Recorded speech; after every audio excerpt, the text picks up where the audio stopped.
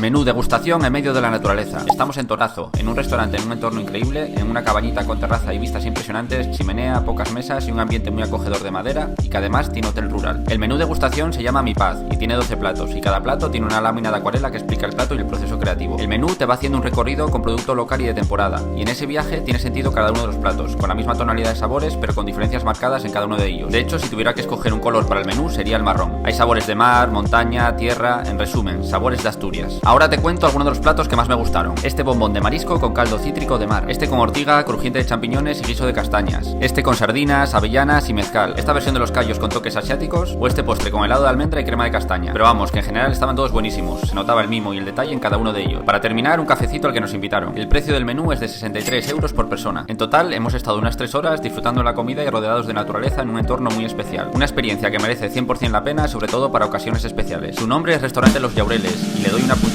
de 9 bigotines.